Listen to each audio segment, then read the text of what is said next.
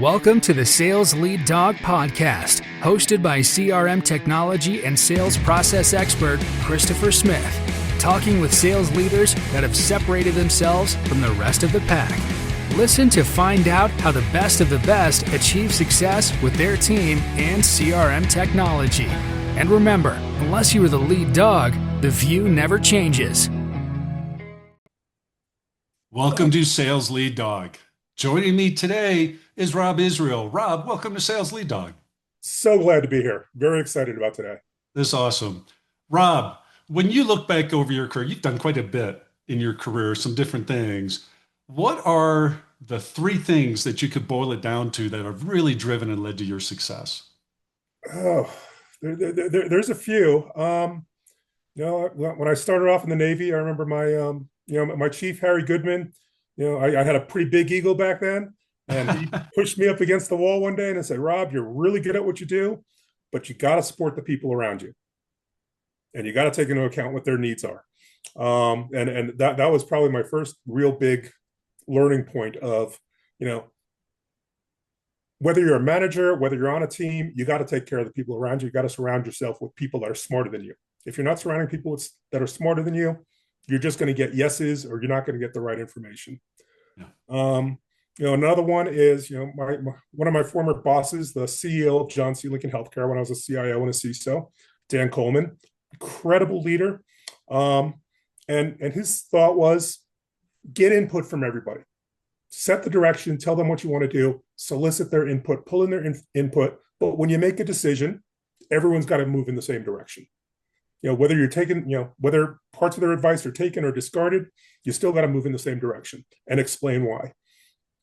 And I think probably the third one is champion your people.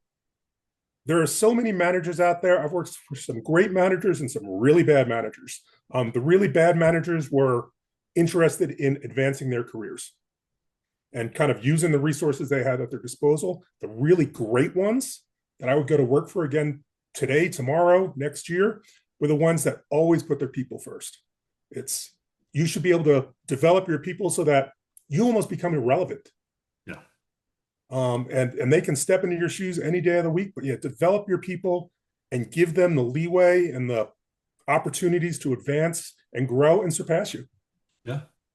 That reminds me of someone that I really admire her. She set the personal goal that 3 years from now, I'm stepping away for 1 year to travel the world with my husband. And so she started putting everything she needed in place to elevate all her people so she could step away from her business. She had a very successful, still does, it's still chunking along, very successful business. But she started elevating all of her people and divvying up her responsibilities, making people, own things, be accountable for things, and create that structure within the business. And then had a holiday party right before the end of the year where she basically said goodbye to everybody and said, I'm tapping out for a year. She did a monthly phone call with the leadership team for 1 hour just to check in, answer any questions, or provide feedback. But that was the level of involvement she had in that year, were 12 phone calls. Her business grew 40% that year. That's so great. I mean, when you empower your people, they want to do better. They want your organization to do better. They're going to work that 50, 60-hour week to make sure they're successful and you're successful because you've empowered them. Oh, yeah. Yeah, that to me is a true leader, that they've done such a good job of building their team. They can literally step away for a year. Yeah, that's and amazing. It just keeps moving along. Yeah, that's true. Yeah, she's an amazing person. What's the backstory? Because you really have, I would say it's a non-traditional sales, but you've had very high leadership roles in organizations. Now you're in sales. What's the backstory behind that, Rob? It was a crazy pathway to get here. But I was in the Navy for 6 years after not knowing what I wanted to do. I did computers in the Navy, which that made me grow up a lot. But I achieved the pinnacle. I was a chief information officer and a chief information security officer for a great healthcare system down here in Phoenix, Arizona. And I did that for about 10 years. And one day, one of my sellers, he worked for EMC at the time, Dwayne Hester, great guy, incredible salesperson. someone that I actually emulated my career after a little bit. He came to me, he's like, Rob, he's like, I don't know if you'd be interested in this, but EMC is starting this new thing. It's around vBlock. It's a combination of EMC, Cisco, and VMware. He's like, I think you'd be pretty good at it. And you kind of seem a little bit bored.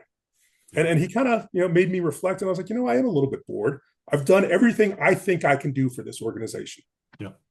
I implemented an EMR. I did redundancy. I put the first firewall into the hospital system. Right. And I was like, you know what? My dad was a car salesman. He was an insurance salesman. He was really good at it, really successful, had a loyal fan base, so to speak. I was like, you know what? Let me give it a shot. And so, I joined EMC as what was known at the time as a V specialist. And it was a lot of fun.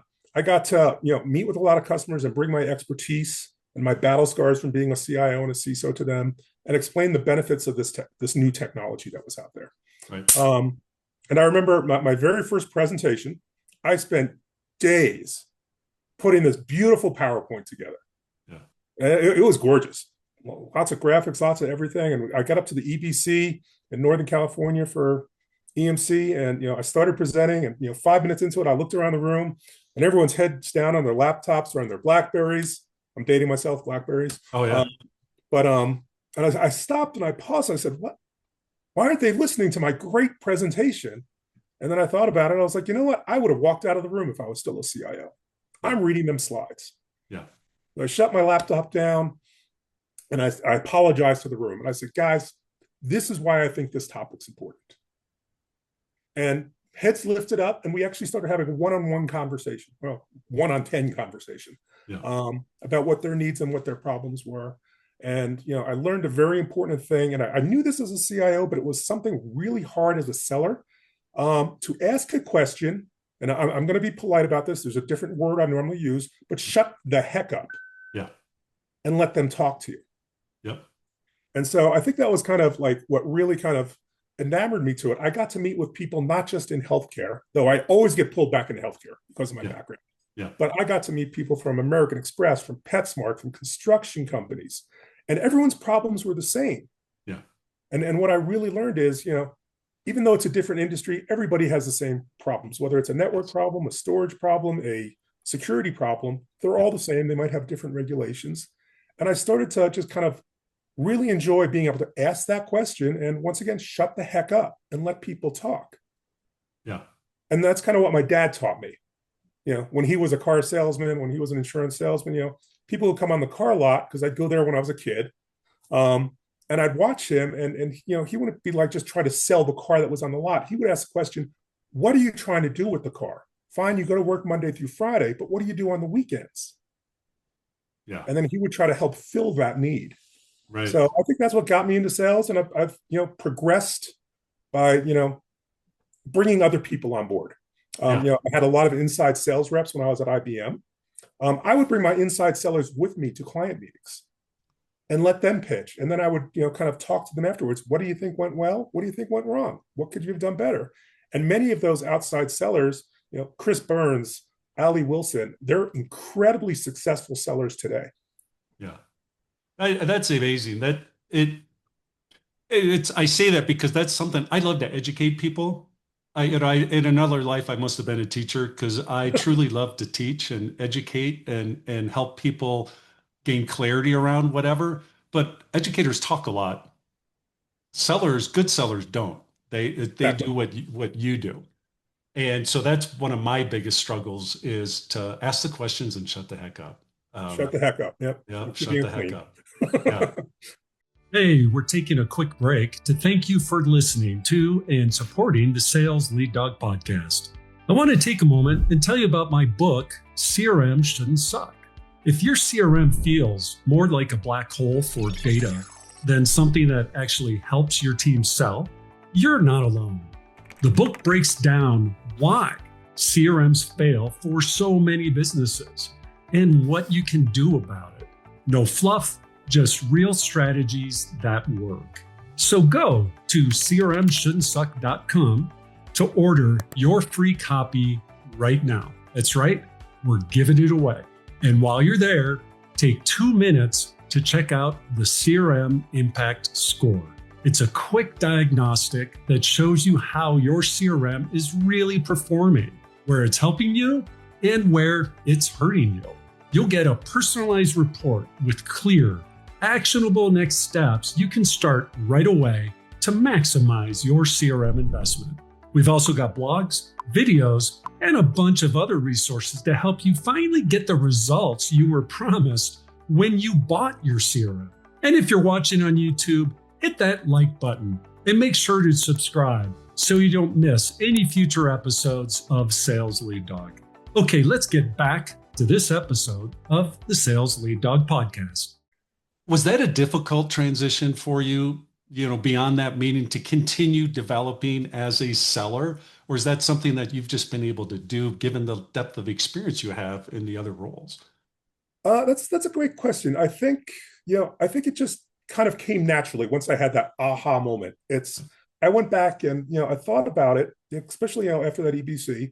I was like, who were the sellers I would take their phone calls, that I would do a favor for? If I'm going to buy it next quarter, and they're like, can you help me out this quarter? And I would sign the PO. Yeah. So I think I kind of really started ingesting what sellers were successful to me when I was a client, and started emulating them. And it was that, they asked the question, it's openly admitting, I don't have the right product for you, but this person does. Yeah. And even more importantly, and I actually just had this conversation with some new sellers, you're going to get asked a question that you don't know the answer to. It's going to happen. It happens to me probably once or twice a day. Yeah. And the sellers that try to bluff their way through it, the people we're selling to are smart. They're educated people. They've been in this field for a long time. If you try to lie to them or bluff them, you might get away once, you might get away twice, but they're going to figure it out. Yeah. It's so much more important. And I've instilled this on everyone I've worked with. There's nothing wrong with saying, you know what? I don't know. That's a great question. No one's asked me that before. But the important thing after that is I'm going to get you the answer. Yeah. That's key. Yeah. That's what I tell my people all the time. Like, if you don't know, be honest. Tell them, look, I'm not sure, but I know someone who probably does have that answer. Yeah. I will get you the answer. That's all people want. They don't care how you get to the answer. They just want an answer. They want help. They're saying, help me. Yeah. I had a CIO of a very large healthcare organization. We're very good friends. I've known him for over 10 years. And he called me one day because their network got hit with a virus. Yeah. And his counterpart said, we're protected because we did this level of patching. And he called me up. He's like, is that true? And I was like, I don't think so, but let me go get you the answer. Yeah. And I was driving from California to Arizona, so I kept going in and out on the 40. But I called him back half an hour later, and I got a hold of one of the IBM top people. And I said, is this possible? He's like, absolutely not. It's not possible. They're at risk. And I called him back, and he's like, thank you for getting me the answer and not just telling me what I wanted to hear. Yeah. Oh, yeah. No, because that's why they're reaching out. So I trust you to help me. And you can't betray that trust. Yeah. That's the most empowering thing as a seller. Oh, yeah. When they say, I trust you. Yes. I had a CISO for one of my sellers. He's like, she's not my seller. She's a member of my team. Yeah. And I actually got choked up. And I was like, wow, that is such a powerful statement. Yeah. No, it really is. That's, we hear it all the time. You have to strive to be that trusted advisor. That is the Holy Grail. And because they're not always going to give you every sale, but at least they're thinking of you first. They're thinking of you first. Yeah. And that's what you want. That's all you can ask for, because you still have to deliver. Even if they're thinking of you first and you still have to deliver. And if you can't, you have to own that and say, hey, look, we're not a right fit for this. That's all they want to hear about. Yeah. And what's also important, just because you said that, is when you make that sale as a seller, and I think this is another thing that's made me successful. And once again, something I emulated, both from my father, because he would sell a car. A year later, he'd call the person and be like, how's the car doing? Yeah. Stay with the sale. Just because you made the sale, stay with the deployment. Make sure they're still using it. Make sure they're getting what they want, because I could promise it's going to make a cup of coffee every day. And the engineers are like, what the heck did he say? Yeah. So, stay with the sale, stay with the deployment, And make sure you're not just selling for today, sell for 6 months, sell for 12 months, sell for 36 months. What are you going to do with the product after it's deployed? How do we get to that next level? Yeah. And again, that brings up that trusted advisor. I'm not just trying to sell you what's on the truck. Yeah. I'm trying to make you successful. Yep. Yep. So it's very clear to me you've developed some very strong leadership tenets, and it's really focused on your team, developing your team, building your team. What advice do you have for a young, someone who's maybe considering transitioning into leadership, or they're in their first leadership role and they're figuring out, hey, this isn't as easy as I thought it was going to be? What advice do you have for them? Run away. Seriously, it's use your network. Don't be afraid to ask for guidance or advice. I mean, managing a team is hard. It's a lot of hard work because you're dealing with different personalities and different motivators. Does person A, are they motivated by money? Is person B motivated by advancement? Is person C motivated by training? So have those one-on-one conversations with your team, but don't make it about the numbers. What's working for you? What's not working for you? What can I, as a manager, do better to support you? Yeah, it's really taking into consideration. It goes back to you're dealing with different emotions, different feelings. Every day and every person you speak to is going to have a different problem or issue. Yeah. So, but they're not unique. And you can go to your network. You can go to other, people that are your mentors. You can go. Don't be afraid to go up the chain to your boss and be like, I'm having this problem. What do you think? But more importantly, and I think this is important to tell your people as well as for you to know, never go to somebody with, I have this problem. Come to them with, I have this problem, and this is how I think I'm going to approach it. Yeah. And that's for a manager, that's for a seller, that's for anyone. Because if you come to me with, I have this problem, the first question I'm going to be like, what did you try to do to solve it? Yeah. And then the second thing is, okay, this is how you're going to solve it. And I'm going to tell you what to do. And it might not be what you want to do. Oh, yeah. Yeah. Now, I learned that lesson early on where I've talked about this a lot on the show, where I thought I had to be the smartest person in the room as a leader, and I had to have all the answers to every question. And then I realized one day I'm a giant bottleneck. My team is using me as a crutch. Exactly. And so I just said, look, I want to hear about your problems, but you have to bring me what you think the solution should be as well. Don't just come into me and say, hey, this isn't working, and expect me to wave a magic wand to fix it. You have to come to me with both. That's our deal moving forward, Exactly. And because I was holding my team back. I was not developing them. I was breaking that covenant of a leader of developing my team, and giving them the ability, empowering them to use the talents, what's between their two ears, to grow and learn and maybe fall on your face a bit, but that's okay. I'm not going to beat you up. We're going to try something, because that's the one thing I was not being totally vulnerable and honest with my team, saying half the time you come in, I have no freaking idea how to solve it, but I'm willing. Let's take a guess. Let's try this and see if it works. And once I started doing that with them, they were just like, oh, that makes me feel better. I thought I was the only one who didn't have a clue, And it's like, no, the only difference between me and you is I'm willing to say, let's try this. Exactly. And we'll see if it works. Yeah. So we'll try it. If it doesn't work, we'll try something else, and it's okay. Even when you do know the answer, you need to hold that back. Yeah. And that was something hard when I became a CIO. It was really hard for me. Yeah. It was another learning experience to not just tell them the answer. I was like, God, I know how to do this. I know how to fix it. And one of my directors, Tom Henniger, he came to me one day. He's like, Rob, you need to butt out. Yeah. He's like, you need to let us run our teams, and please stop going in the server room because you freak us all out when you do. Yeah. So it was another learning experience. Sometimes you know the answer, but sometimes you got to let your people come to that answer or bring you an alternative. Oh yeah, yeah, yeah. No, absolutely. And that was a hard one for me to learn, but I've never forgotten that, and I think it's just been a benefit all the way around. Every team I've had. Yeah. What's the hardest part of being a leader for you? What's the hardest element to leadership that's really, really tough for you? That's a great question. Part of it is what we just talked about is knowing when to step back, and having that ability to step back. and not dictate your mandates on people. But probably another hard part, and this comes from the sales thing, is knowing when to push back on your leadership.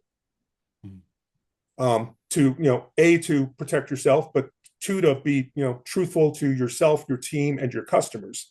I have worked for managers that are like, put it in commit, put the deal in commit. I was like, it's not ready to be in commit. We don't know where the budget's at. We don't know the signing process yet. And they're like, well, no, you have to put it in commit because the numbers are bad. And I think they're like, just go to your team and tell them to move it into commit. And I think the hard part, as a leader, is defending your team against that and pushing back and knowing how to push back. Yeah.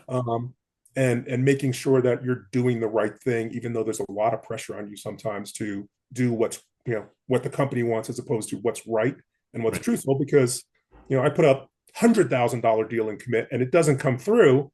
Yeah. They're going to blame me. They're going to blame the seller.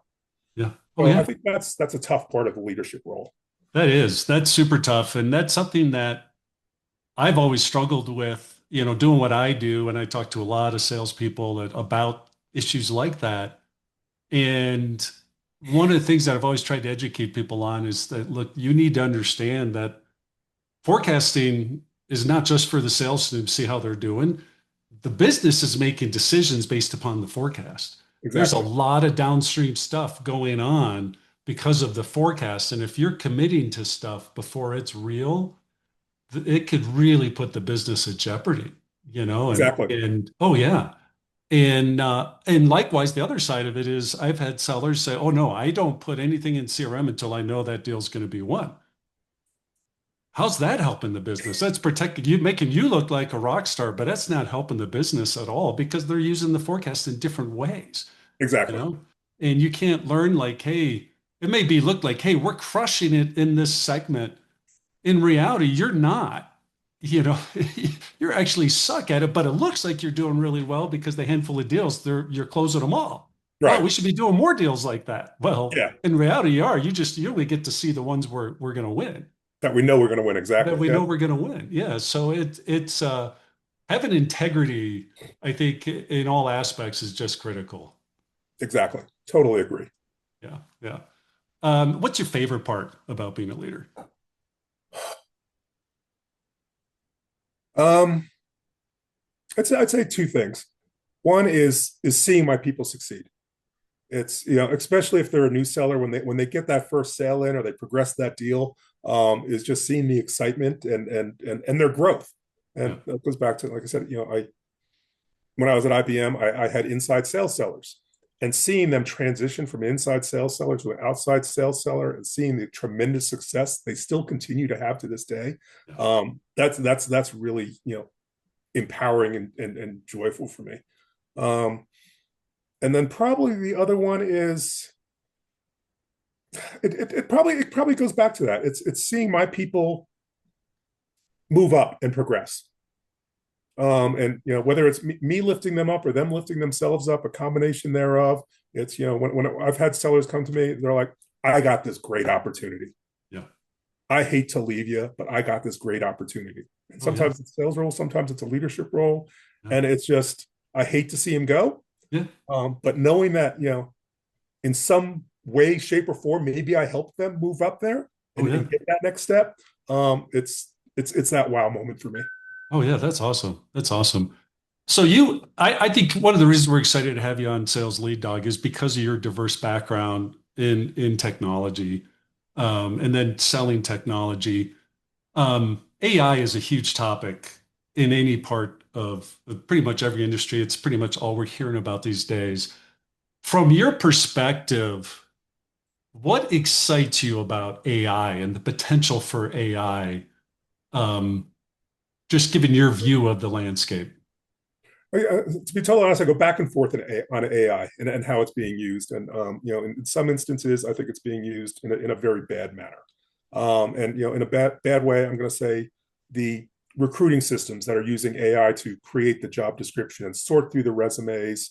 So many people are being left behind because they're not putting the right keywords in their resume, where in the past, you could walk into an HR department, they'd look at your resume. and they'd have to read it. But you know, I started using AI and way back when, probably in 2000, believe it or not, 2001, in the hospital, and at the time it was called decision support. Yeah. Oh, yeah. I remember that. Oh my God. You're taking me way back. Yeah, Decision support systems. yeah, and Oh it my was God. the Yeah. doctors would put in your symptoms, and the computer would spit back out potential Yeah. remedies or prescriptions and stuff like that. So I'm dating myself when it was decision support, and now it's AI. But I think AI, when used properly, it's a monster game changer. You can make decisions faster. Yeah. When I was at EMC, and it never came to fruition, but when we're talking about V blocks, one of the things we were talking about is it would have the ability. You're running low on storage. You're running low on memory, and Yeah. it could automatically process an order for you that just Yeah. went right to procurement, and they would just have to okay it. So I think AI can be used very positively to help you make decisions, to help you make those decisions quicker, Yeah. to give you a competitive lead, whether you're in an industry or whether you're in sales. Yeah. But when you rely on it solely to make decisions and take that human equation out, I think it becomes very dangerous. Yeah. Like a lot of HR people are being displaced now by AI. Yes. Whether it's for the resumes, whether it's to determine who gets hired, who gets promoted. Yeah. When you start taking that human factor out of there, I think we're looking at a bad game changer. Yeah. There are certain things like that, certain areas where I see that. And I just recorded an episode earlier this week with Mark Schaefer, who wrote a book about AI and the impact it's having on your customers. And one of the topics that we had there was how it's taking critical thought.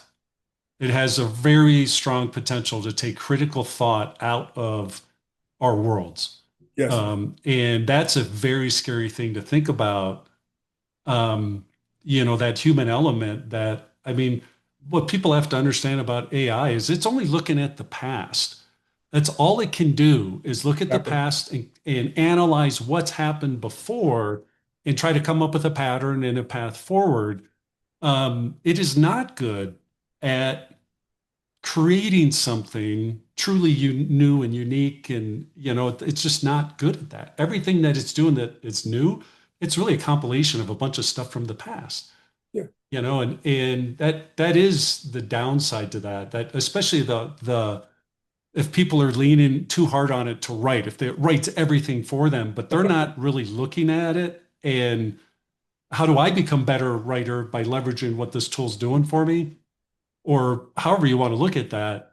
To me, that's the scary part of AI as well, that it's it has no compassion or vision.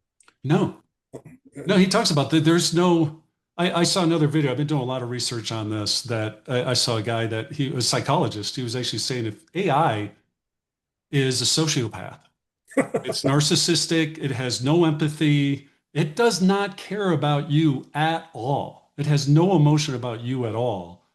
But people are forming these emotional bonds with AI. And it, to me, is really, it's not something I can relate to. I have absolutely no emotional attachment to AI at all. I view it the same as I view the hammer in my garage or a screwdriver in my toolbox. It's a tool that I'm going to use to get a job done. Exactly. Once that job's done, I'm not thinking about AI at all. What do you see as a future for AI as a sales leader? How should I be viewing AI and leveraging AI in a good way within my team? I think you can use AI, and I've used it for this, to look at market trends, to look at who your competition is, to look at what people are buying, what people aren't buying.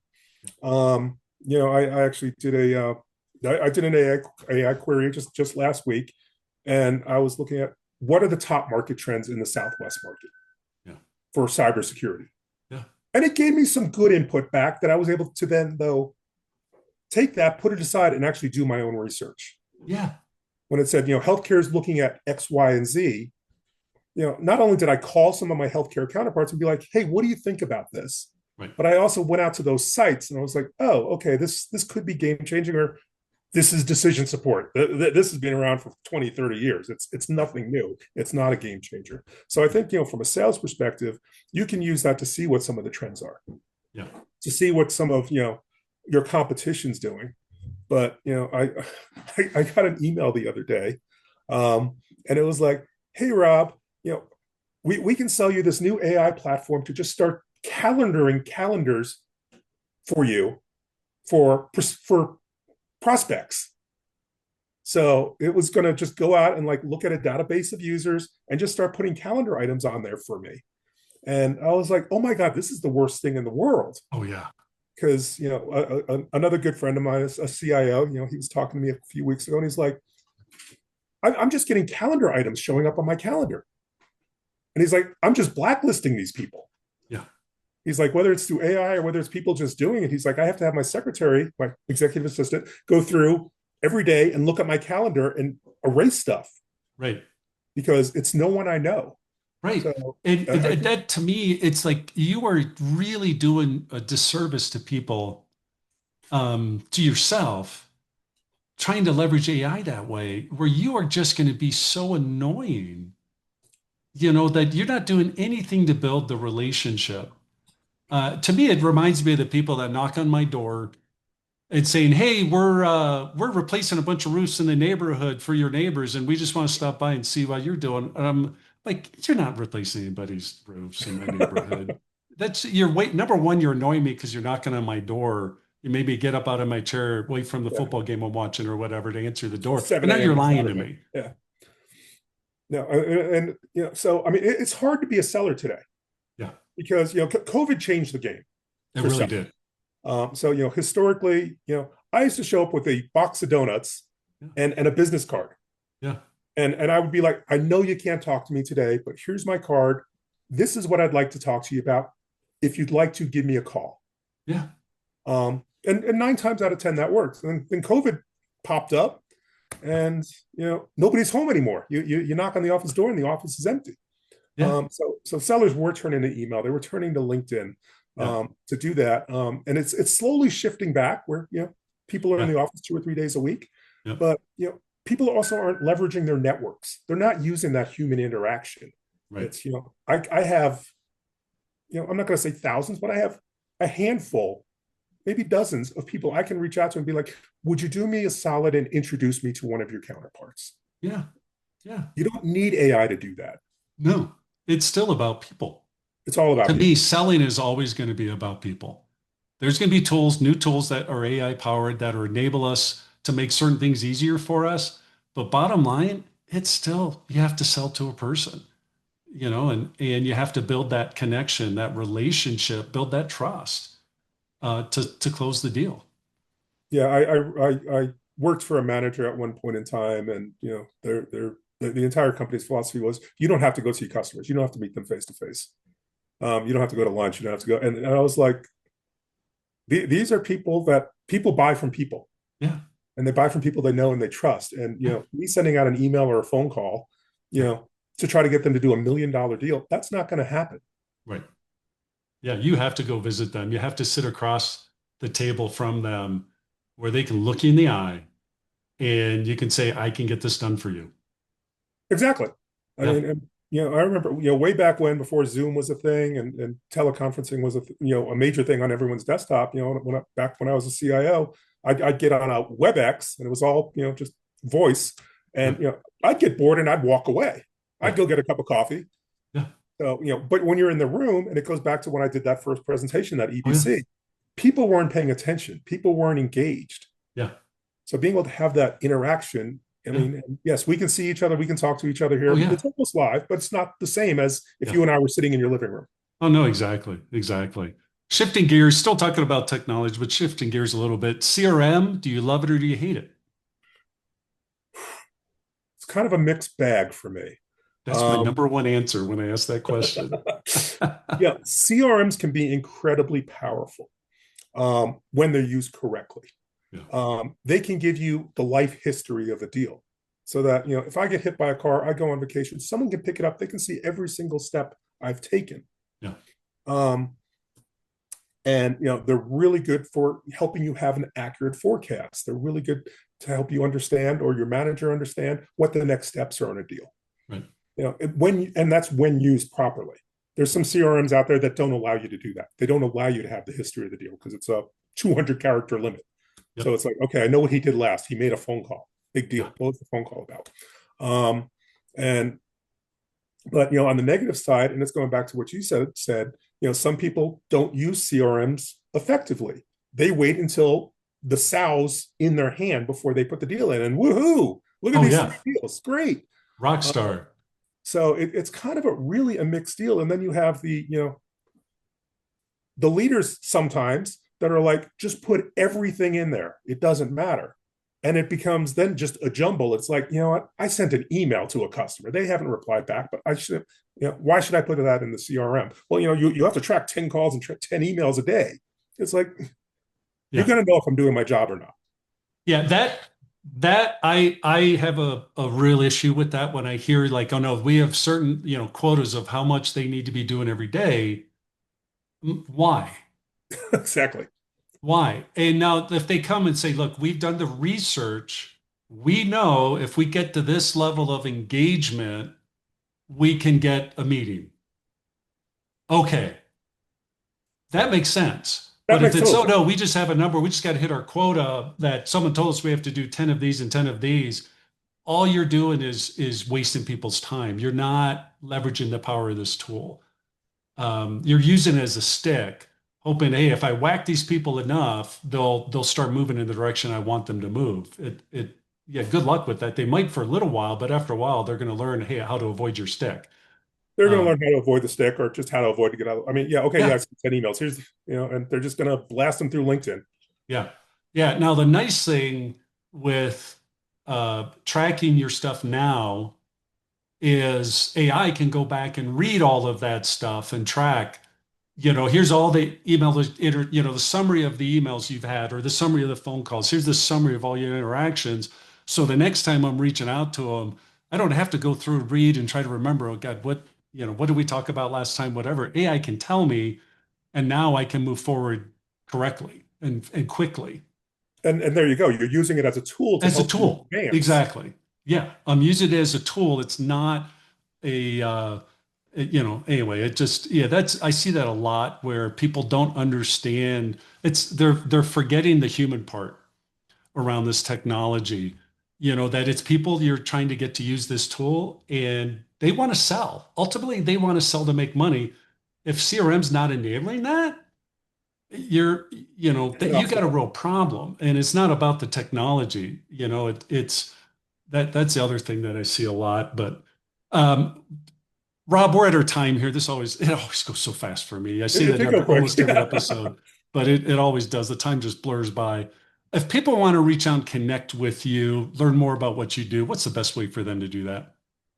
Probably LinkedIn. I am on LinkedIn. I try to post once or twice a month on LinkedIn, just some random thought. So if they want to reach out to me on LinkedIn, they can get my contact information. It'll send me a note. We can correspond via email or phone, depending on what the topic is. I'm always happy to talk to new sellers, and I'm always happy to get information from other people to make me a better seller. That's awesome. That's awesome. So if you didn't get that, don't worry about it. It is in our show notes where you get a direct link to Rob's LinkedIn. Be sure to check that out at impellercrm.com/sales lead dog, where you'll get not only this episode, but our 160 plus episodes of Sales Lead Dog. Be sure to check that out and subscribe. We'd appreciate it. And we would love for you to get all our future episodes of Sales Lead Dog. Rob, thank you again for coming on the show, and welcome to the Sales Lead Dog Pack. Thanks so much. It's been awesome. And check out those videos, because I was watching them. They're great. Awesome. Thank you. Really great content out there. As we end this discussion on Sales Lead Dog, be sure to subscribe to catch all our episodes. On social media, follow us on LinkedIn, Facebook, and Instagram. Watch the videos on YouTube, and you can also find our episodes on our website at impellercrm.com/Sales Lead Dog. Sales Lead Dog is supported by Impeller CRM, delivering objectively better CRM for business, guaranteed.